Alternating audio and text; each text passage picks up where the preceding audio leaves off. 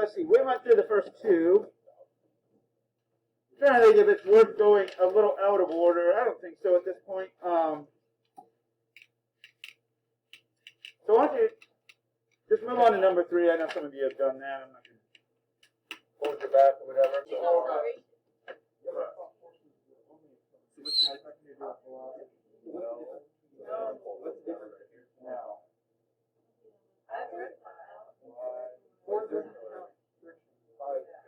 So, It's just five on acceleration. The only difference between 4 and 5 is half acceleration. But the box. Is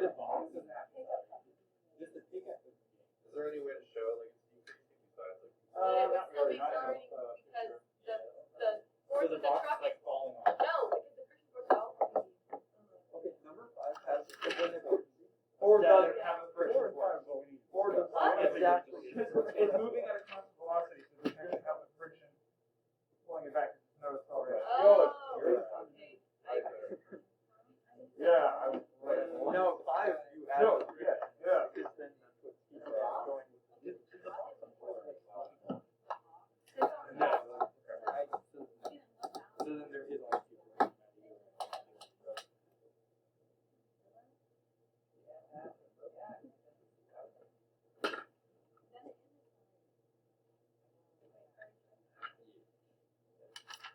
I love that you're wrestling with 4 and 5, so just keep working. I don't want to slow that down.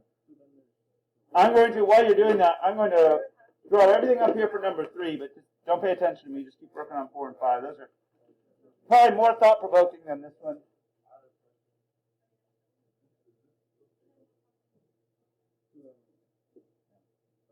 Yeah, the main valve is that. Yeah. I'm glad you noticed that. That's my handsy freshman. Probably they just want to mess with stuff. Use the gas hammer? For my freshman class. For what? Bunch of burners. Okay, but so there's no. It doesn't make sense in this class. I couldn't think of any. No, none in physics. Oh yeah, like physics. Well, in physics 1, we used to do like heat, heat energy. Oh, So we would do it. Bunch of burners then. Did you guys do that with E and M at all? Yeah, Think about it. Like that was This. I don't think we ever needed heat for the UNM. Going that way. I don't think. You know what I mean? Like if I did this, things like that.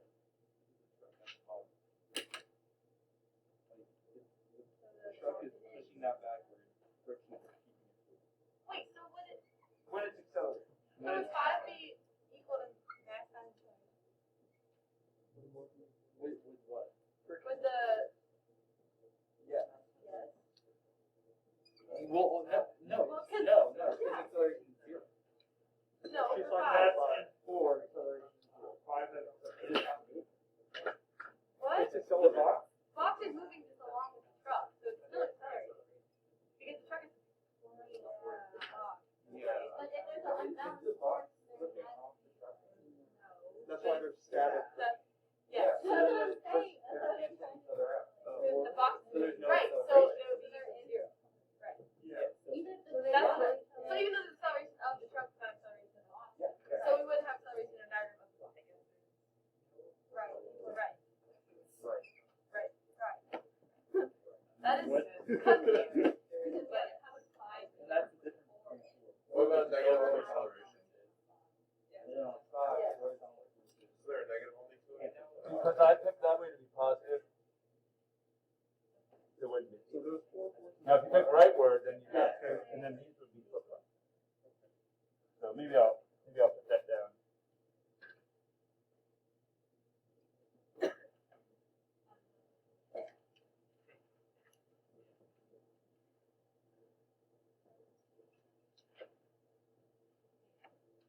I got these two diagrams, like, just trying to make sense of why one thinks one direction. Finding is very different. What? So, sorry to derail your train of thought, but just a quick comment about number 3 back on the front side. Pretty sure everybody's done with that. if you mess something up, I'm going to guess it's this. Steadily decreasing speed means the acceleration is opposite the motion. So because the motion is rightward, the acceleration is leftward, which is why I choose, totally a choice, I choose that way to be positive so that I don't mess up my equation and forget. Not required, just recommended. So that's why I did put here an alternative. If you are one who you really stuck in your head with positive being rightward, then you have to do two things. You have to write your forces with opposite signs. I would just write them. I always write the positive one first and then subtract the negative one. Just looks nicer. And you have to remember that a negative sign is included on your acceleration. And then there's no effect on the vertical stuff. But I still would recommend this version here. Just a little tinier. So, all right, let you get back to numbers 4 and 5, because really there's a lot to chew on there. Some of you are having these surprising moments, which I love, because usually right after you're surprised by something, you'll learn something. So I don't want to hold that up.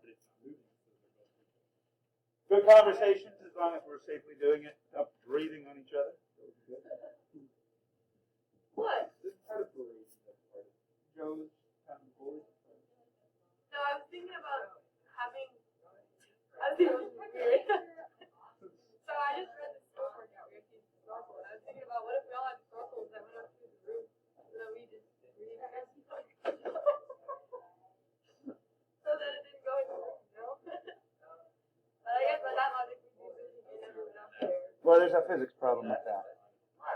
You got an air pressure difference. You'd never expel it through that high. That's right.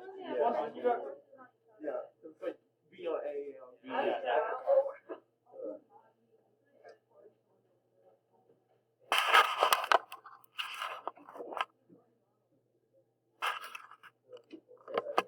Why does it say the board is not frictionless?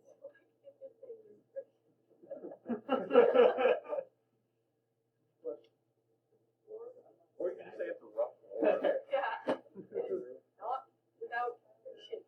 You label one of them A and one of them B. No, but So that's it. One at a time.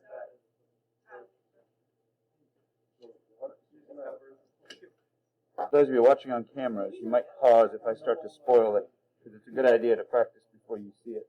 Wait, is Emily on there? no way. She will be. No way. It's not live, right? I thought it was recorded. This is recorded, but we do have 2 additional quarantines now. Lunch table problems. So. That's Right before spring break. No. it means you get a long Yeah. That means we have to do something. Okay. I'm not sure. It depends on the class. This class won't be a problem. We don't have to pass. Yeah, we were playing calculator today.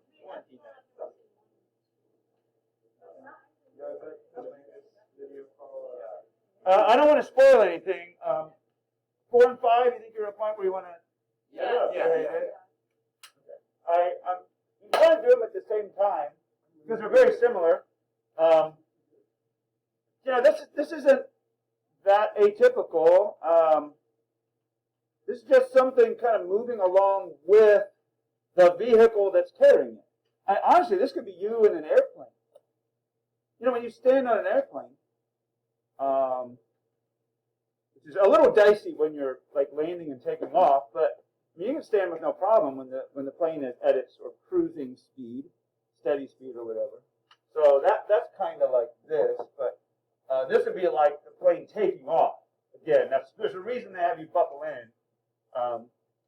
So I'm just guessing, because I can read your minds, just because I've done this for 20-some years. Your process went something like this. Okay, there's always gravity, and then there's a surface, so there'll be a normal force. I kind of regret not giving you an inclined plane problem, because when you do enough of these, it starts to get ingrained in your head like, oh, normal forces always go up. But that's not true. I just didn't give you any where it didn't go up. But we did a problem once where, it was on a test, I think, where a book was being pressed against a wall. Yeah. That normal force was out. And on an inclined plane, then the normal force goes perpendicular to the plane. Maybe Thursday we see that, but I'm not sure. So that's no different on either one of these. But here's what typically happens. Oh, there's a surface and it's moving. So friction is opposing motion. That's a sort of naive phraseology that's used. And so, I'm using erasable ink for a reason. Don't draw this. Okay, the motion's rightward, friction's leftward. And sometimes people stop there. Like if I said, is this static or kinetic to somebody who did that, maybe have a hard time answering that. I think most of you realize there is no friction force on here. But I mean, what do you think somebody would say? Like, because it's moving, it's kinetic. I would say static if there are friction because the box is moving on the surface. Right.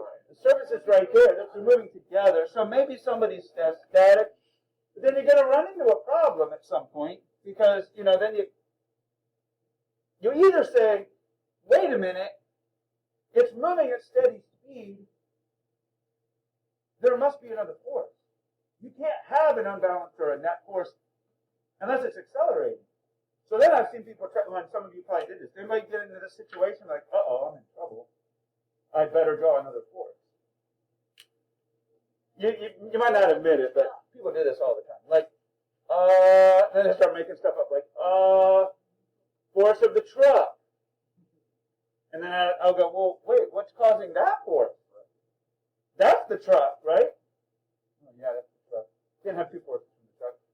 The force of the motion. Okay, that's. At one point I said, make sure you can name the thing that's exerting the force. Motion is not a thing that you can touch. Like, it's got to be a physical object. Force of. I'm just saying, I'm kind of stuck. There's an easier way out of this rather than trying to make up a new force. And that is to, probably what you did, realize that there is no friction necessary if you're just moving at steady speed. Friction is one of those weird forces that can react to whatever it needs to do. React to whatever is needed, I guess is the phrase. So if you don't need friction, there just won't be any. So when you're standing on the plane, moving at, I don't know, hundreds of miles per hour, you don't need any friction to keep you moving with the plane. It's called inertia that does that. So that's kind of cool because then you don't need a horizontal equation. There is no equation for the horizontal forces if there's no horizontal forces. So it's just Fn equals Fg, and that's kind of it. Kind of a boring equation after all that. But then on this one, again, you run into a problem if you say, motion is rightward, friction leftward, because with increasing speed in a rightward moving truck, what direction is your acceleration?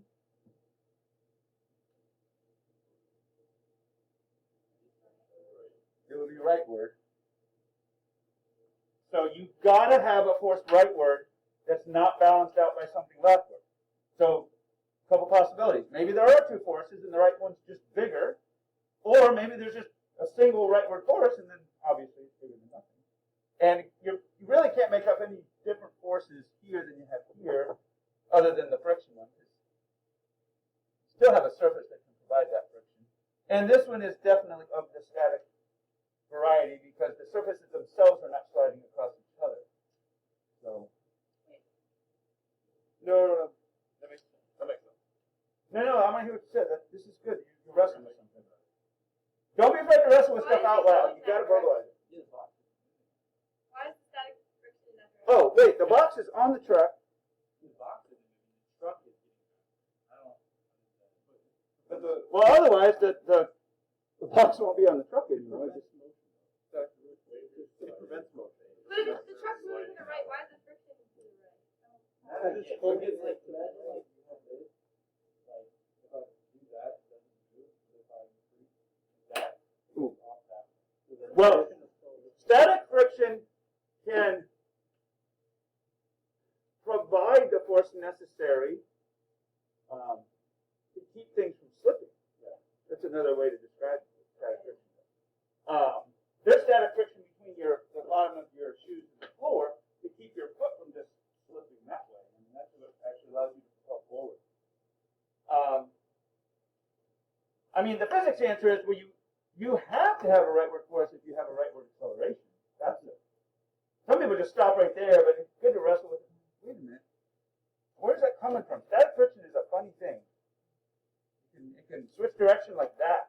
If I suddenly slam on the brakes, my friction force goes from this way to this way, like that. We're responding to whatever's needed. Yeah, you're gonna ask. Go ahead. Even though the block is just sitting on the back, not moving. Of a moving truck. So I think we have to say that. And I probably could have been more clear in my description. The box is being hauled by the truck. It's like cargo, and it's not resting against this or the tailgate or anything like that. It's just sitting on the bed. They're just moving together, which happens a lot if you haul stuff in a truck. Well, yeah, I would be a little nervous too. There was a picture yesterday of something, I don't know where it was, a big metal pipe that impaled through somebody's windshield because it obviously. I was driving a lot of women in Jersey, and there was this truck, and it had a trailer, like a car trailer, and it was full of like 2x4s, long 2x4s, like 14-foot 2x4s. Yeah. I mean, they didn't look very strapped on. My brother and I were looking at it, and then as soon as they pulled out the intersection, they all fell right out. See, why we need to require physics class in high school because people hauling stuff don't know it and bad things happen. Anyway, back to your. Well, so then, like, if that is like right, then you could increase at any speed, and the box would never fall off. Well, one of the follow-on questions for this would be, how much acceleration could that static friction provide? Because there's like this maximum.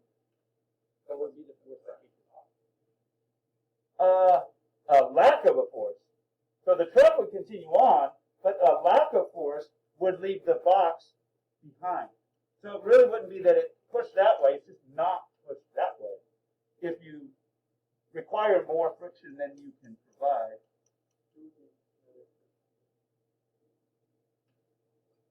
So that's the max you'd ever have. And if you try to accelerate more than what that can allow, that'll just stay behind. Truck will go right out from under it. That's just really, we would say, it almost looks like something's being tossed that way, but it's just not being brought that way, depending on how you look at it. How do you measure the Usually you measure this, and you measure that, and divide them. Actually, we would, a lot of times we did as a physics 1 lab. Sounds like you didn't, but, wait, I remember using a paper. what, didn't we do a virtual lab maybe like that, or no? Okay. We did like that.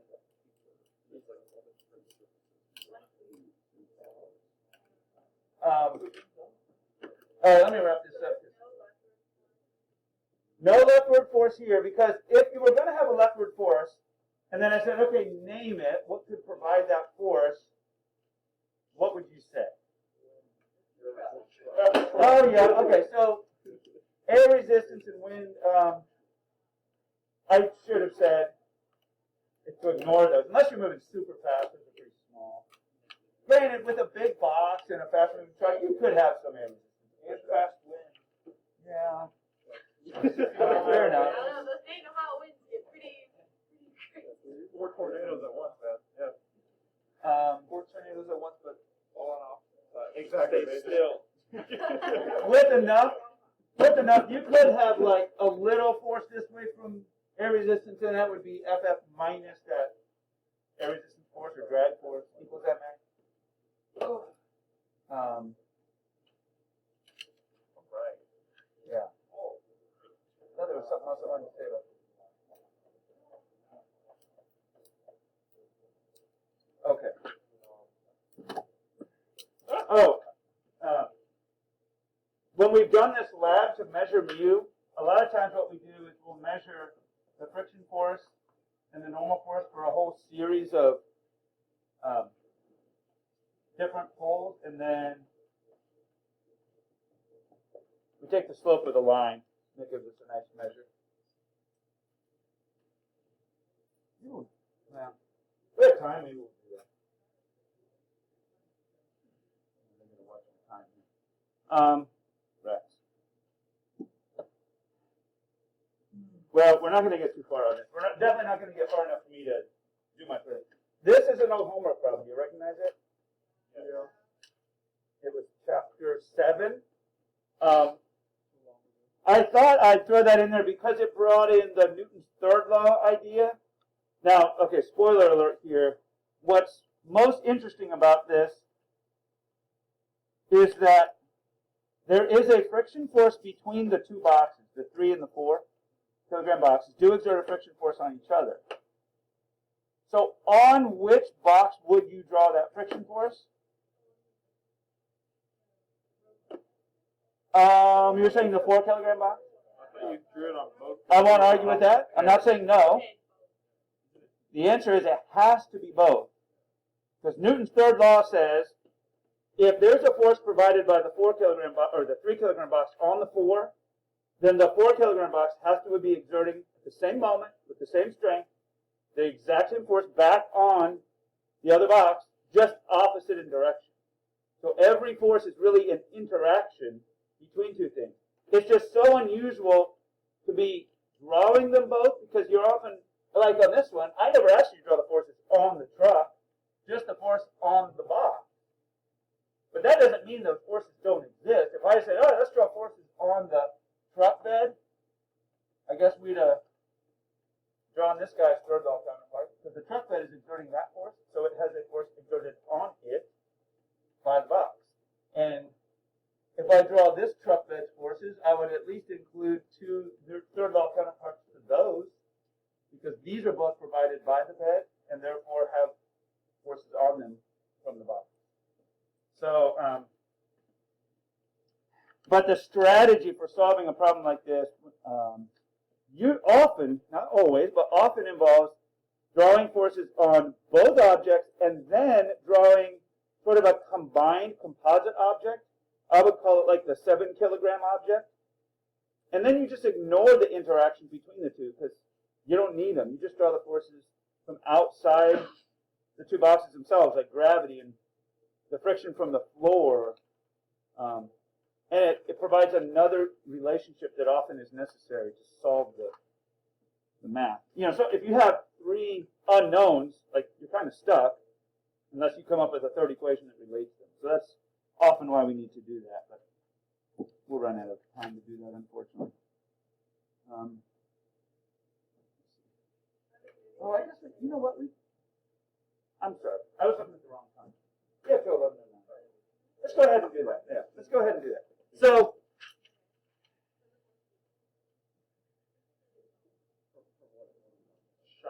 the two boxes are kind of like the truck on the truck bed, or the box on the truck bed. They're moving as one, so there's no slipping between them. But all the force causing that to happen is provided by that rope. So, yeah, why don't you see what you can do with this? Suddenly, about 15 minutes, I didn't realize I had.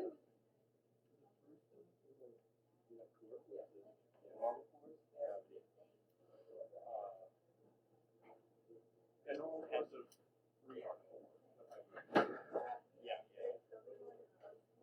yeah. Then you have tension, and then you have static going off. And then on the next one, you have normal force coming up from the ground. Then you have normal force coming down from the top plus gravity. And then you have the friction force going that way. Yeah.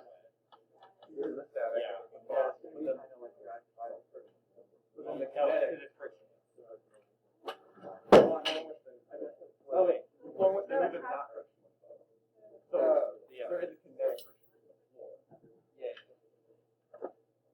But it has to be so smaller. It has to be equal.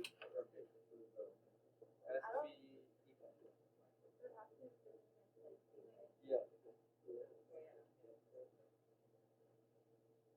Colin, I just heard you refer to would this force be smaller or bigger?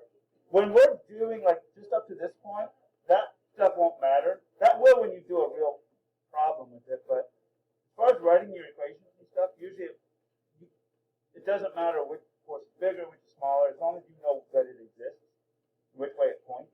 That's all that you need to write your equations. Yeah, even for the net force, like all you got to have the forces drawn on the diagram, and you got to know which way you call positive or negative, and that's all that's necessary.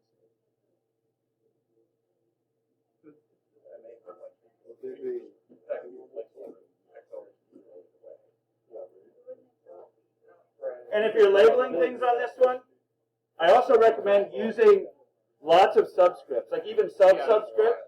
Because if you have two normal forces, you don't want it to be ambiguous, like what's creating each normal force. So just use an extra little word or something so there's no ambiguity. Sub, subscript. If you just resubs, it becomes a superscript. I thought superscripts were above. Now for the Yeah, but if you put it 3 times below, it automatically becomes a superscript. That's just a rule of scripts. Not mine. Yeah, not when I'm writing with my handwriting. yeah. Just messing around. Well, that's what I do. Wait. No. I'm sorry. I shouldn't. Joe, have did you get that about that? No, I got confused. I'm not confused. Like 90% of the stuff I say is completely just hogwash. No, it just has to get me. Oh shoot! I did them in the wrong spot. Yeah, I did. And then also this morning I had to work on water. I always have one person that work on water. I'm really good at work, but I just like I love chemistry. I it. like the levels. Because I always wonder like kind of just have to. Yeah. There's like a set amount of chemistry and then the elements on the thing. Whereas this is like I did that in soccer. there's like about like kinetic motion. Oh, I just yeah, I only got an S. That first like in one that first black. And then I get maybe but then I watched it down with water. Are you in? yeah. I did not. Must be like that. I don't know. I'm a nice guy. I don't know. I'm just understanding. Hip was the best. Okay, yes, he is the best. I know. I've always I love this class. Really? So much. That was probably my favorite class I've ever taken. What? Well, That was the first class. Oh yeah, that was my kind of like. it gets me ready. I loved it. That was the first class I've ever slept in. I've But never also, slept that was in. maybe one of the Yeah. first classes that I ever slept in. I never even understood how people slept in class. Every time it's I think It's it's crazy. I would like. Yeah, I said I don't know. I was like I couldn't. a cold. I would like smack myself in the face. I would grab my left hand, touch myself away. I could not go upstairs.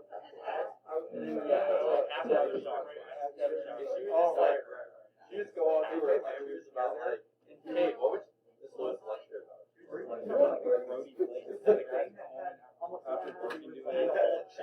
McDonald's, I think, like 2 or 3 showers. Basic, and she would go on. I think the majority, like the majority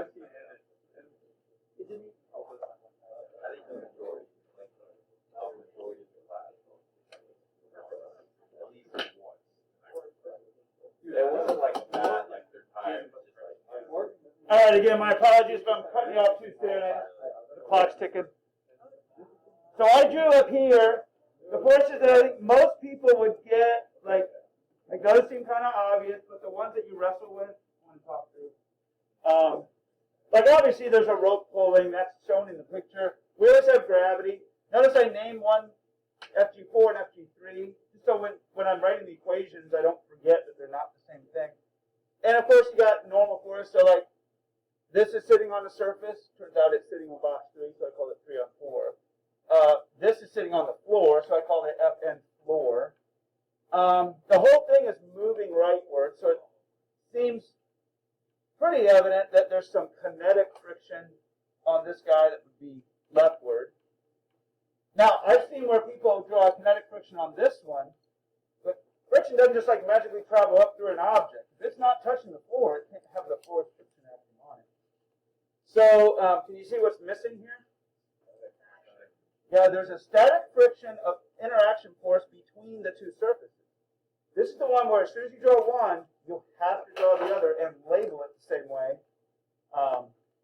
and in the opposite direction. So static friction is that sort of funny thing. In this case, it's keeping the top box from slipping off the bottom box. Keeping it from slipping. So it would naturally want to slip rightward, so static friction will be leftward on the top box.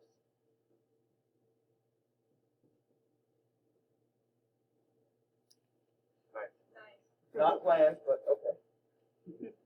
So static friction force of 3 on 4, and its third law counterpart then has to go down here and be labeled almost identically, except it would be 4 on 3.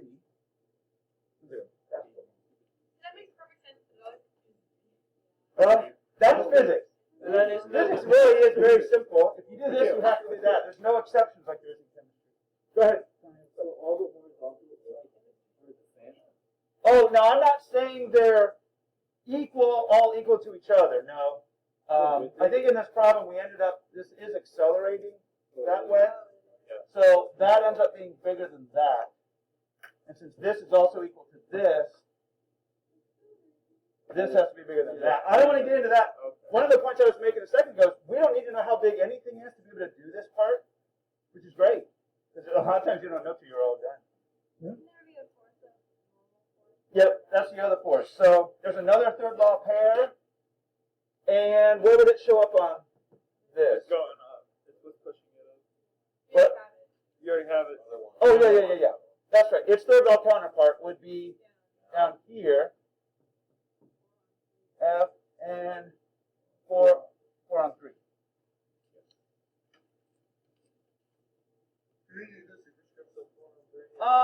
I would recommend it because you already have a normal force here of the floor pushing up. I just wouldn't want you to forget that these aren't the same normal force. A lot of people say, oh, I got one normal force, it must be equal to the other. No. And I hate that my alarm just went off because we were trying to get to the equations, so I'm going to say them out loud. And if you want to watch the recording later, just ask me. So because the acceleration is rightward for both of this, I would call rightward positive, and I would say Ft minus the static friction force equals this guy's mass, 4 kilograms, times that acceleration. And then for this one, static friction force minus the kinetic friction force equals 3 kilograms times that same acceleration. They're moving together. And then for the verticals, it's just a balance of forces. These two are equal to each other. And then here, watch out, these two added together are balancing that one there. So we got lots of equations. And we don't even have all of them yet because I didn't do the 7 kilogram combined object. So I'll have to wait for, I don't know, we're not doing that one day. We're doing something else.